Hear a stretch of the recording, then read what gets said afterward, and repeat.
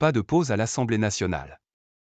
Après une nouvelle valse de motions de censure et de 49.3 lundi, le même scénario se prépare pour l'examen à partir de mardi de la partie dépenses du budget de l'État, avec l'espoir de discussions plus longues. Selon des sources au sein du camp présidentiel, le couperet du 49.3 pourrait tomber après quelques jours de débat, pour laisser le temps d'examiner dans l'hémicycle les crédits destinés aux Outre-mer, un sujet sensible programmé le 6 novembre à ce stade. Lundi, Elisabeth Borne a échappé sans surprise à 2 nouvelles tentatives de censure, puis a dégainé encore une fois l'arme constitutionnelle en fin de soirée, afin de faire adopter sans vote le second volet du budget de la Sécurité sociale, PLFSS. LFI a aussitôt annoncé le dépôt d'une nouvelle motion de censure et le RN pourrait en faire autant. Mardi vers 17h, ce sont les dépenses du projet de budget de l'État 2024, PLF, qui commenceront à être examinées dans l'hémicycle. Ça n'a guère d'importance.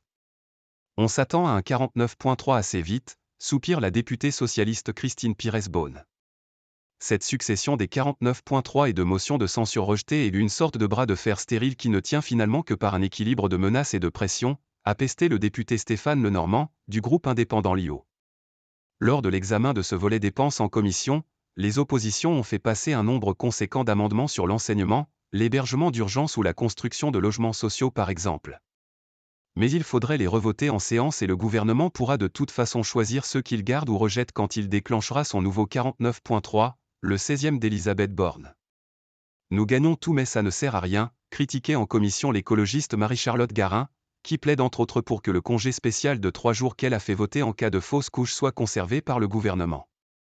Il y a des sujets importants soulevés par les oppositions mais ce n'est pas un débat de bonne qualité, estime le député Renaissance Mathieu Lefebvre, qui reproche à la gauche une embolie budgétaire à coups de milliards, sans se soucier de comment on les trouve. Punaise de lit. L'exécutif pourrait aussi avoir envie de faire valoir dans l'hémicycle certaines mesures du PLF, à l'instar des 7 milliards d'investissements supplémentaires pour la transition écologique, des mesures de revalorisation à destination des enseignants ou des crédits en faveur de la rénovation des logements. Sur la rénovation, un article du projet de loi de finances qui ambitionne de flécher plus précisément les crédits inquiète la droite.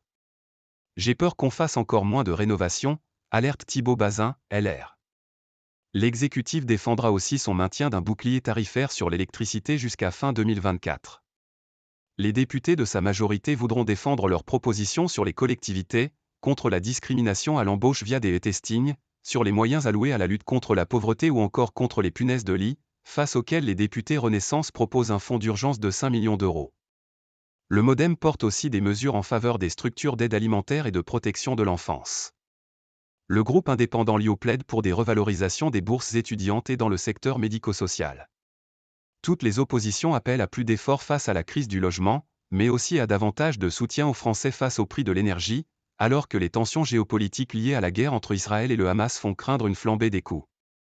L'essentiel des tractations se feront lors de discussions bilatérales avec le gouvernement, reconnaît Christine Pires Beaune, mais elle espère que les débats serviront à dénoncer une politique de classe de l'exécutif, l'enjeu il est là maintenant. On est toujours allant pour le débat, promet Mathieu Lefebvre.